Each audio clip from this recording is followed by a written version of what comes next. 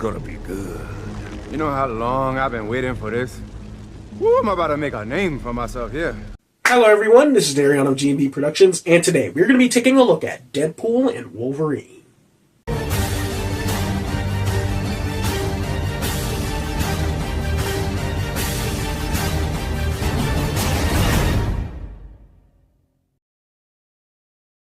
Deadpool and Wolverine released in July of 2024. The film centers around Wade Wilson, after being taken by the Time Variant Authority and becoming aware of his universe's impending demise, seeks out none other than the Wolverine to help him save his universe from destruction. I love this movie. Is it perfect? No. Is it better than the first two? Fuck no. But it's still a bloody good time. Let's hurry up and get this out of the way. The story. The story is painfully bland.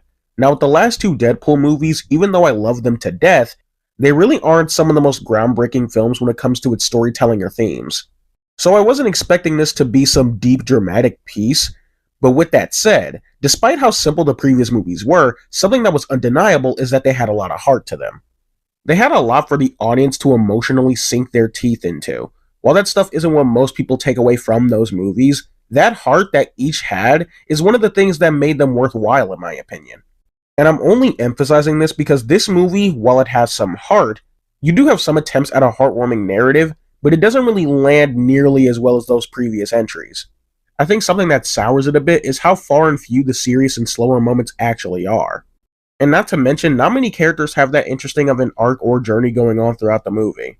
The motivations and overall character arcs of our title characters, at the end of the day, just feel very lackluster. I'll of course elaborate on that later, but the writing for the movie as well took a bit of a hit. Not a big one, but a noticeable one, at least to me personally. Deadpool humor can very easily steer into becoming overly memey and obnoxious as hell, and I'd be lying if I said this movie didn't teeter along those lines ever so slightly. It's not to an absurd degree like the Deadpool video game, but having Wade blurt out a bunch of random shit and having them consistently fall flat for me just makes this a bit more apparent. Oh, ableism, great. That's not gonna go over well with the woke mob. Taste your fingers and they tasted like hate. And where in God's name is the intimacy coordinator? Not to mention, the meta-humor is just ramped all the way up. On one hand, it's to be expected, this is Deadpool after all. But on the other hand, I think they could have dialed it back just a little bit, because on my second watch of the film, the little remarks Wade makes about getting cameos from big MCU guys like Cap or Iron Man just felt like a little much. Maybe it's because he does that kind of thing twice, which makes it feel a bit iffy for me. On that note, a problem I have with this movie is its general approach to its story. This movie is a little unfriendly to those who haven't been following Marvel's film exploits, and I'm mainly talking about the pre-MCU days. The stuff they do in the movie I doubt will be a deal breaker for anyone, because at the end of the day, it's still entertaining, but I would have preferred for this stuff to have been integrated into the narrative just a bit more naturally. It's just another thing that falls flat for me because I try to view these from the perspective of someone not familiar with all this stuff, who's just tuning in based off of the last two movies, and all these character appearances and snide remarks I know will fly over a bunch of people's heads. Would I say it's necessary to watch everything from the Fox Marvel movies, like the Blade trilogy, both Fantastic Four movies, Daredevil, and Elektra, as well as every single X-Men movie? No. Because all it would amount to would be a handful of seconds of excitement that a character from a previous film showed up here. And that was one of my fears for this movie, that it would be a bunch of fan service with minimal substance, and thankfully that's not entirely the case, but some of this stuff, like I said, does skirt the line just a little bit. Like with Spider-Man No Way Home, you don't need to watch the previous Spider-Man films to enjoy it, but it does kind of help the experience, at least to me. Something else that's been on my mind about this movie is just how disconnected it feels from the previous two. This is something I fully expected based on the marketing, but I still think it needs to be said how little Deadpool supporting cast does here. There are even a few who were crucial to Wade's arc from the previous entries, like Russell or Cable, or hell, even Domino, that barely get any mention. It's not a giant deal, but it still really bothers me. Oh yeah, and it does need to be said that, yeah, this being Deadpool's debut in the overall Marvel Cinematic Universe, there are a few things that this movie tries to establish that may become important for future events. The obvious being the running gag of Thor holding a dying Deadpool in his arms while crying. That's a joke among others that got a consistent cackle out of me, but there's also a bit more. For example, the TVA agent we prominently follow throughout the movie, Mr. Paradox, mentions something called an anchor being, a being of so much importance that if they happen to die, their universe would slowly wither away. And then it's revealed that Logan is the anchor being of the Fox X-Men universe. Because why the fuck wouldn't he be? This is a rule that I'm not very fond of, if I'm being honest. I'm pretty sure this is a thing from the comics, but the reason I'm so iffy on it is because it just feels like a tacked on reason to give Logan so much importance to the story. Not to mention, it's something that just has a ton of holes in it the more you think about it.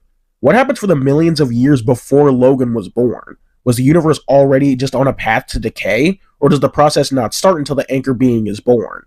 What even makes an individual important enough to become an anchor being to begin with? I only think it kind of works for this film due to the meta nature of Logan just being the center of the Fox X-Men movies, but it isn't all that interesting beyond that. At the same time, however, I like how they made the actual events of Logan actually mean something for the plot of this film. It's not something I entirely dislike, I'm just not big on the prospect of how it may be used in the future is all. While on that, something I wanted to bring up is just how this movie continues to give absolutely zero fucks about creating an actual sensible timeline for the X-Men movies. Because Logan is supposed to take place way into the future, like the year 2029. But this movie makes it out that the events happened fairly recently, which doesn't make much sense because in the Deadpool films, the X-Men, or at least the three we see, are alive and thriving, whereas in Logan, they're dead as hell. Not to mention, that also contradicts a bit from Deadpool 2 where we see the past version of the X-Men for a brief second while in the X-Mansion. Fuck, I love this franchise. It makes no goddamn sense, and honestly, I wouldn't have it any other way. One thing you're coming to a Deadpool movie for is the humor, and while the writing pushes it a bit, this movie is still funny as hell. There are a bunch of gags and funny back and forths between characters that had my ass cackling. To name a few, the shit-talking Johnny Storm did on Cassandra Nova. This joke is a bit of a twofer because in the initial scene, you think Wade is just being the nonsensical prick he is by lying about Johnny saying this stuff. Only for the post-credit scene to show that he did say all of it word for word. And that just makes his demise all the more hilarious. The recurring bits with Nice Pool were always fun, his death sequence was fucking insane, and I think he had my favorite joke in the whole movie. Ah, that's funny. I can gently tap the fourth wall too. The proposal. What the fuck was that? The bit with them overplaying Gambit's accent had me fucking hysterical. The montage of Deadpool encountering the different Wolverine variants was actually amazing. Got some neat comic references and homages thrown in there. They even gave us a Wolverine suit that's leagues above the one we have in the main film, and it pisses me off that we see so little of it. But the kicker of the whole thing was Henry fucking Cavill as the Cavalrine. Absolutely fucking amazing. The comedy isn't always perfect. Some of the vulgarity and crudeness can come across as borderline juvenile. That line about Gambit shooting out of his dad's dick immediately comes to mind, among a few others. And again, the meta humor after a while leans on becoming a bit overbearing and heavy-handed. But largely, this movie, comedy-wise, was still pretty damn good. The character writing in this movie, however, could have used a bit more work in my opinion. As I mentioned before, the motivations for our titular characters really aren't that interesting. Let's start things off with Wade. My problem with Wade's motivations is that, firstly, it kind of contradicts a pre-established part of his character from the previous movies.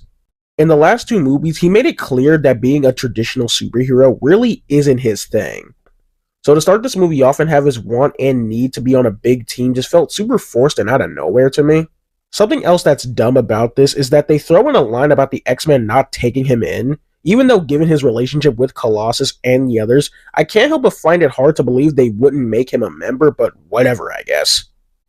It's crazy because this motivation would kind of make sense if it was comic Deadpool, wanting to feel important and to matter, dealing with inadequacies and whatnot. But as far as the movies go, they've made a pretty big distinction from the comics, at least when it comes to that side of the character.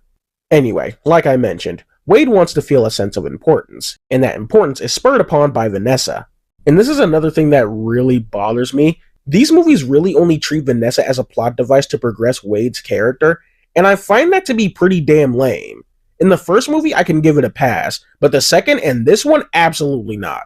It's disappointing because in the first film, she had the most to do, and she and Wade shared some fun chemistry, only for the following movies to throw it all away. Anyway, I just don't find this particular motivation and arc for Wade to be all that interesting, especially compared to the previous films.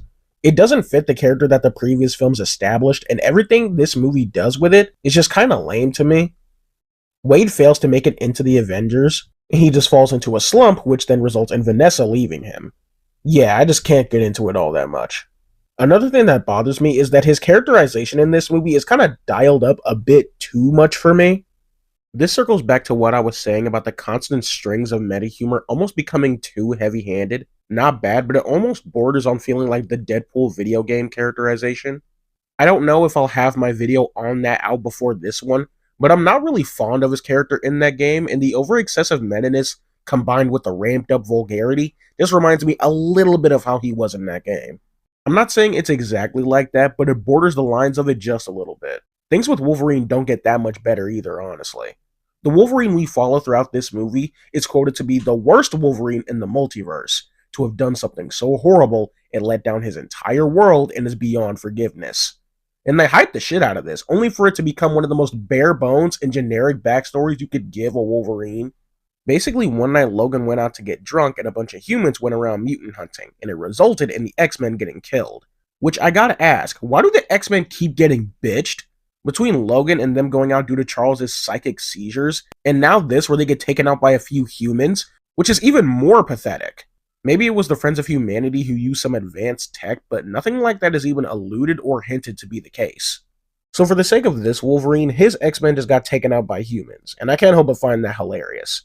And from what I gather, maybe I missed something, Logan went on a rampage and took out the folks that killed the X-Men, as well as a lot of innocents in the process. Like I said, it's nothing really new for the character, but I guess it works for this Wolverine being a bit more jaded than the one we got from the previous movies.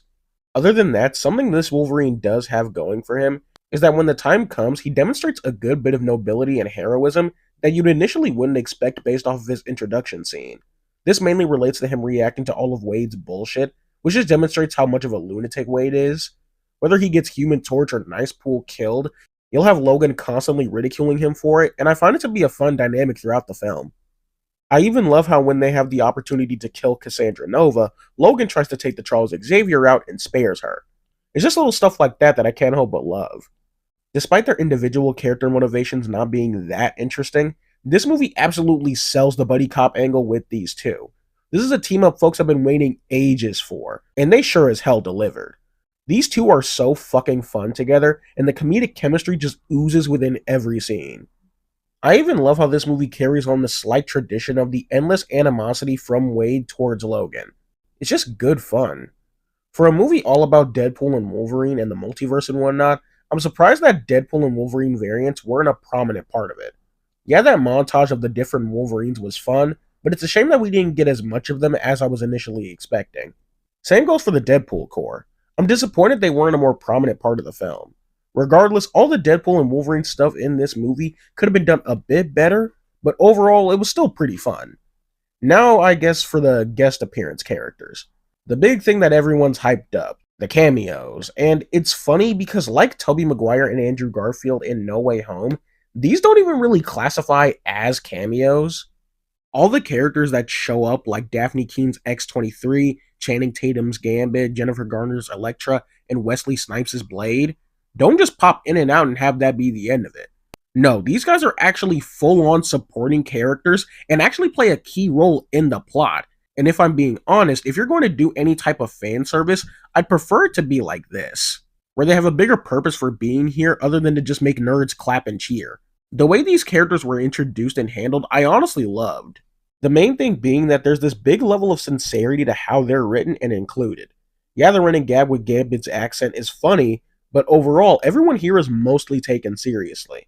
They all get their little moments to shine, and I can't help but love it. You can tell the writers truly cared about representing these guys in a mostly sincere way. They don't have that much individual focus or any arcs or anything like that, but I like how this movie tries to bookend these characters and the Fox Marvel universe as a whole.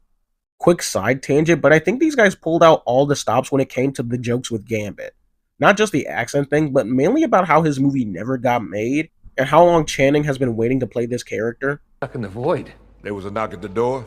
TVA sent me here. Me too. Maybe I was born here. It's hard to know for sure. Let's face it, our worlds forgot about us. Wouldn't never learned about us. The heroes we were. Lives we saved. Or wanted to save. It's gonna be good.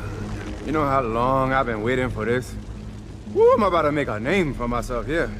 I bring this up because I think this is one of the fewer subtle jokes and jabs throughout the movie, because I didn't even fully get these until my third watch. Yeah, and Chris Evans reprising his role as Human Torch was really fucking cool. Wesley fucking Snipes coming back as Blade in this movie was the only one that legit had my jaw on the floor. Mainly because of the beef he and Reynolds have had since the filming of Blade Trinity. But it's nice that they seemingly put the stuff to rest to make it happen. Even had a cheeky little reference as well.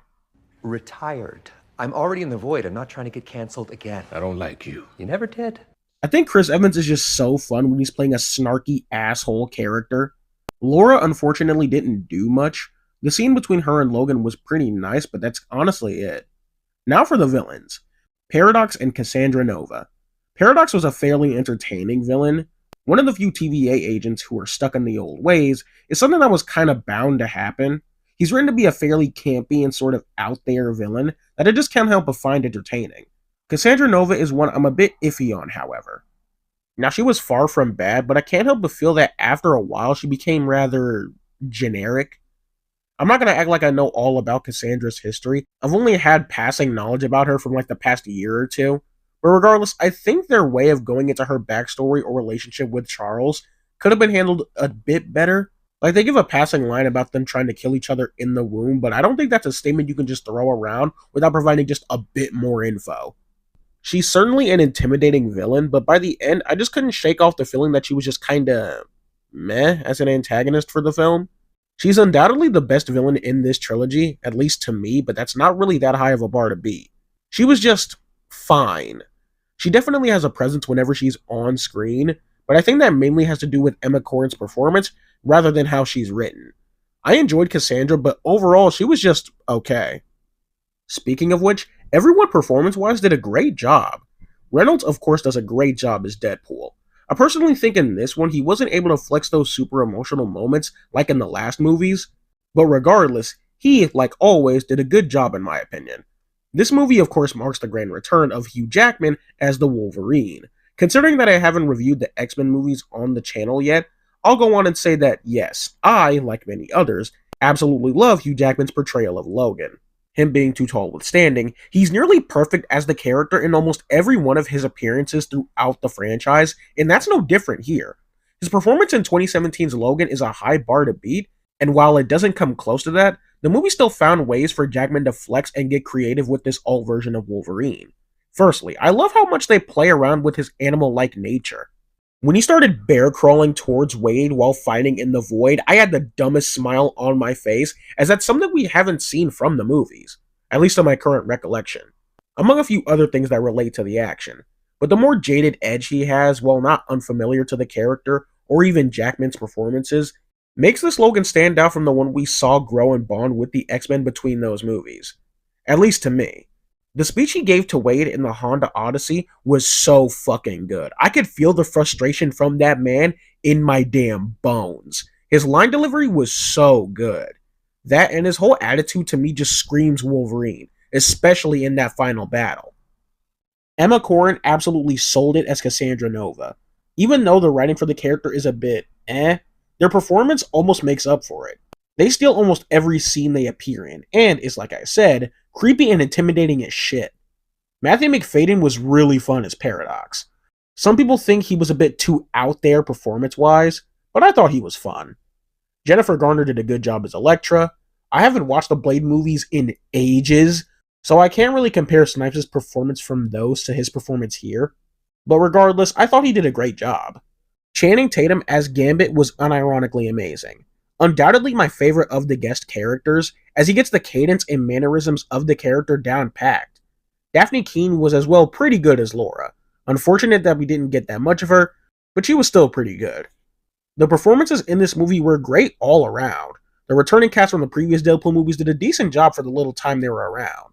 All the guest characters were performed well. Same goes for the surprise appearances like the different Deadpools and such. All around, the cast did a decent job. The action and fight choreography for this movie was fucking top notch.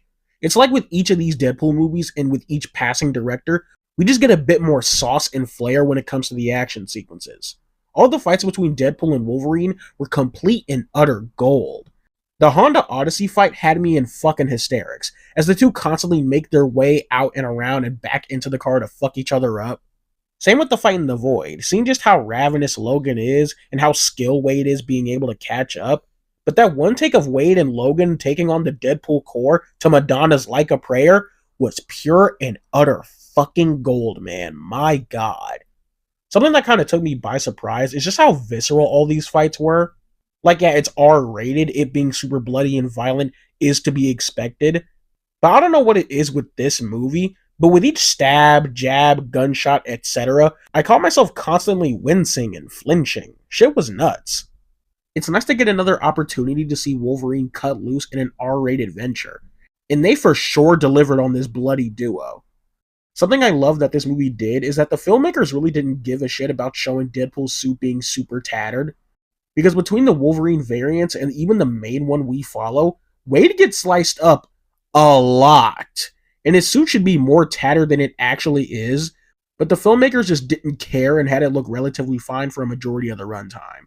Not every action sequence was great, however. The big battle at Cassandra's base notably wasn't that greatly shot, too much shaky cam to the point where it's hard to see or tell what's happening some of the time, but that's really the only outlier. The rest of the action was top notch.